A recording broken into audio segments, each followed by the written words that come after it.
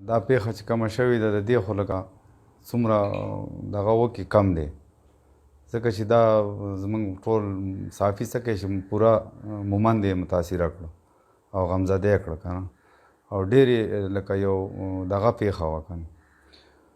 زه خو لکه د خپل پاک فوج نه مطمئن دا یم چې زه بر وخته آی جي صاحب هم راغی او برګیډیر صاحب هم ښه پوره دغه وکړو ده خپله دغه یې وکړو چې څومره یې وس کېدو، اف سی والا ځوانان هم پکې.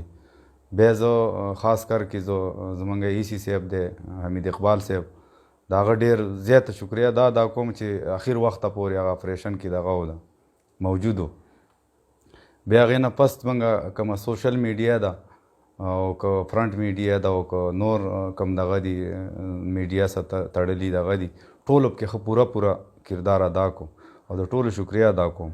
بل که عام ولس دی د هغو هم ډېر زیات دغه و، ځکه چې غمدردي هر یې وکړله، منډه ترله او ټول سیسټم یې دغه کو ده.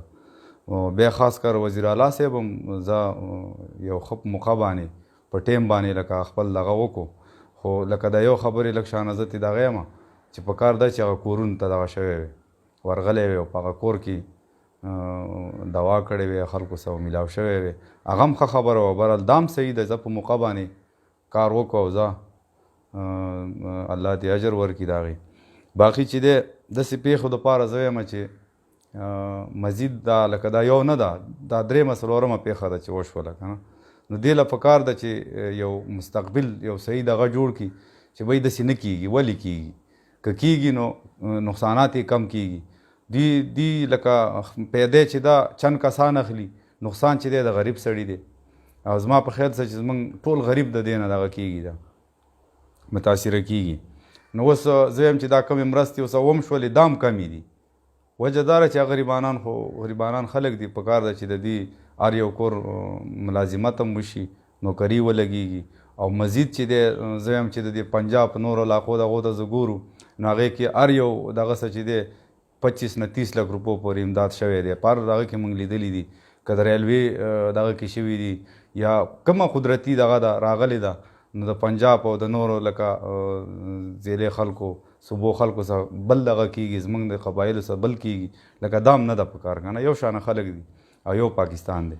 نو دې کې زه دا خاص کر د حکومت نه دا ریکویسټ کوم چې لکه دا کومه دغه یې کړې ده دا کمه ده، ډېره کمه ده، کم سے کم 20-25 لک روپۍ فی کس دا هم پکار و او آینده دپاره د دوی څه مرستې پکار دي.